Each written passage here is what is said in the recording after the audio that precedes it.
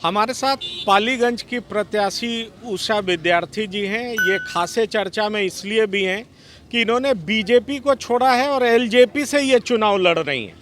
तो ये जानने वाली बात है, इनसे समझते हैं कि आखिरकार उन्होंने इस विधानसभा को ही क्यों चुना है और पार्टी क्यों बदला है।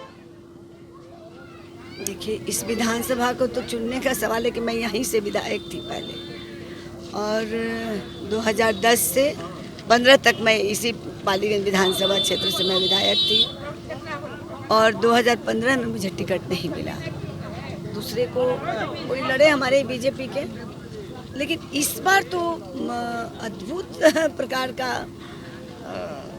गड़बड़ी हो गई कि ये सीट ही लोगों ने दे दिया नीतीश कुमार को। और ये जो पालीगंज जो सीट है बहुत परंपरागत बीजेपी के लोग ही अधिक मत, चाहे चुनाव जीते या हारे, लेकिन बीजेपी के समर्थक हैं लोग। और अक्सर भी हम, और मैं तो 15 सालों से यहाँ बीजेपी का काम कर रही हूँ, तो लोगों के घर घर जाना, घर घर मिलना और लोगों से बातचीत करना, इस तरह का था। और इस बार देखे कि सीट ही चली गई। हम लोगों ने काफ़ी हंगामा किया, लेकिन उसके बावजूद भी। तो क्या आप यहाँ से एलजेपी से चुनाव लड़ करके बीजेपी को सबक सिखाना चाह रही हैं कि अपने कैडर को, मूल कार्यकर्ता को बीजेपी इग्नोर करना बंद करे? नहीं, ये तो आप ठीक ही, आपका प्रश्न है कि हम किसी को चैलेंज नहीं कर रहे हैं, लेकिन ये तो जरूर दिखाने का स्वभाव है कि भाई बड़े नेता हो तो आप कान से मत सुनिए, आंख भी खुली रखिए कि आखिर वहाँ जमीनी परिस्थिति क्या है और ज़मीनी कार्यकर्ता कौन है, कौन हमारा चुनाव जीत सकता है। इन चीज़ों को तो ध्यान जरूर रखना पड़ेगा। बाकी मैं किसी को चैलेंज नहीं करती। मुझे पालीगंज की जनता ने बुलाया, उन्होंने कहा कि आखिर हम लोग किसको वोट देंगे, आप आइए, किसी भी पार्टी से आइए, नहीं पार्टी को टिकट देती हो तो इंडिपेंडेंट आइए। मैंने शुरू में ही कहा, जिस समय अनाउंसमेंट हुआ कि वो सीट जदयू को चला गया है, कि मैं यहाँ लड़ूंगी। मैं पालीगंज की जनता को किसके भरोसे छोड़ूंगी। यहाँ जो कॉम्बिनेशन है, उस कॉम्बिनेशन में हमारे जो वोटर हैं वो किसको वोट देंगे। तो यहाँ पर आप अपना मुख्य प्रतिद्वंदी किसको मानती हैं? देखिए, मुख्य प्रतिद्वंदी तो हम लोग 3 मैदान में हैं, और एक है जो दिल्ली के हैं, 3 तारा हैं। तो पालीगंज की जनता नहीं चाहती है कि जिस 3 तारा से माले से निजात दिलाए हैं, वो मुझ कटवा, बाल कटवा और गला कटवा, उन लोगों की जो भाषा है उसको कभी भी पसंद नहीं करते हैं। और मैं बता रही हूँ, और जो जदयू के प्रत्याशी आए हैं, उनकी कल तक आरजेडी के विचारधारा से जुड़े थे और आज तुरंत जदयू में आ गए। ये लोगों को स्वीकार नहीं। तो मैं तो कहूँगी कि मैं यहाँ से चुनाव जीत रही हूँ और बहुत अच्छे मतों से जीत रही हूँ, कोई कंपटीशन है ही नहीं। पर बीजेपी के शीर्ष नेता आपको वोट कटवा कह रहे हैं, आप क्या कहना चाहेंगे उसको? अब देखिए, बीजेपी के जो शीर्ष नेता हैं, उनको इतना ही ज्ञान होता तो मुझे टिकट नहीं देते और अपनी सीट दे देते। इसलिए ज्ञानवर्धन करें बड़े नेता, और चीज़ों को ठीक से समझे कि कहाँ कौन कर रहा हो, तो रिजल्ट आएगा। उसके बाद बीजेपी के नेता को पता चलेगा कि जन भावना को, जो जनता की जो भावना है, उसको समझने की कोशिश करें बीजेपी के बड़े नेता। मैं बहुत आदर और सम्मान के साथ कह रही हूँ कि उन लोगों को समझ ही नहीं हो रहा है कि लोग क्या सोच रहे हैं। नीतीश जी से काफ़ी लोग नाराज हैं। तो इस जगह की मूलभूत समस्या क्या है? आप जनता के बीच किन समस्याओं को लेकर पहुंची हैं? अगर आप विधायक बनती हैं तो उस समस्याओं का निवारण करेंगे आप?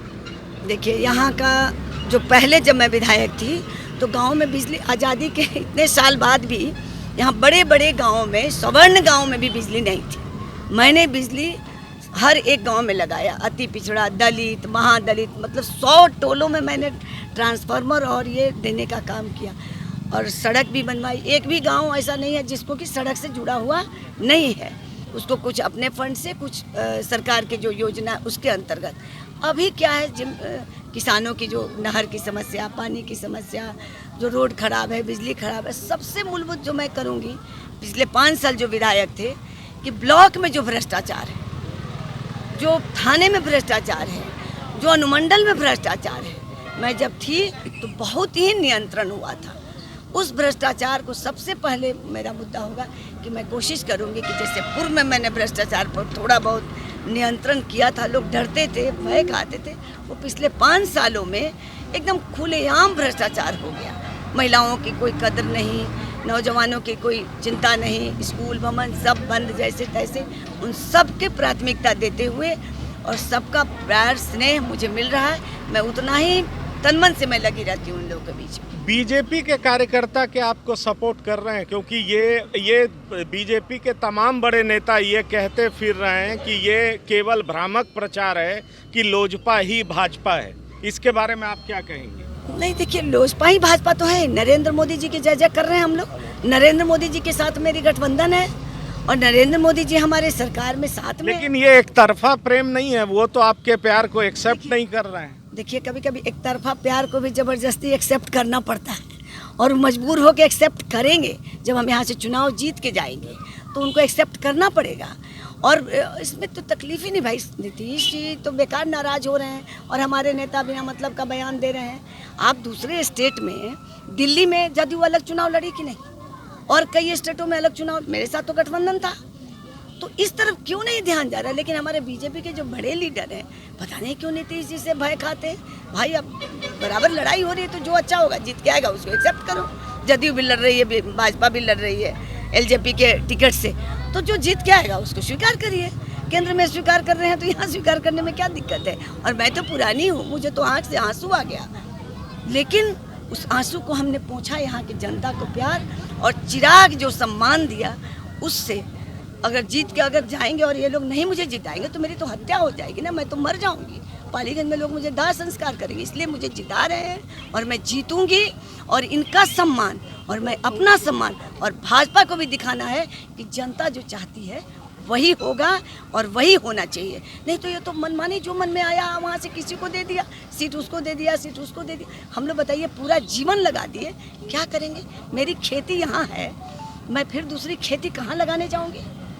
यहाँ एक मेरा केवल विधायक का रिश्ता नहीं है, एक पारिवारिक मेरा रिश्ता हो गया, मरनी में जीनी में, लोगों के दुख में सुख में।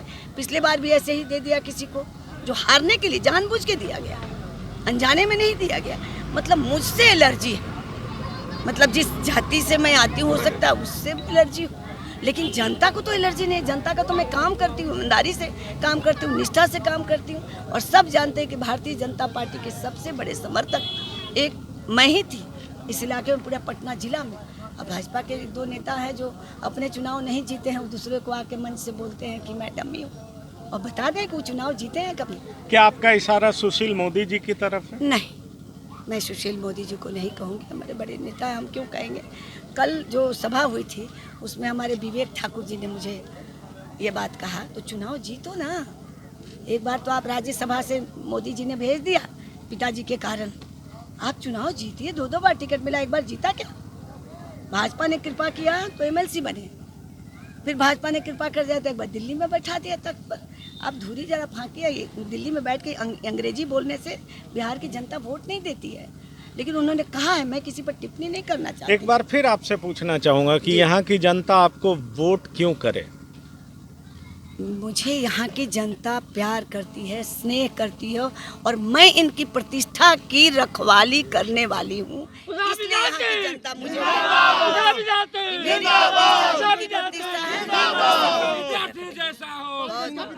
तो ये उषा विद्यार्थी जो कि काफी चर्चे में है, क्योंकि बीजेपी को छोड़ करके एलजेपी से यहाँ से लड़ रही है और यहाँ बेहद दिलचस्प मुकाबला है, ट्रायंगुलर फाइट है। टीवी 9 भारतवर्ष डिजिटल के लिए पंकज कुमार।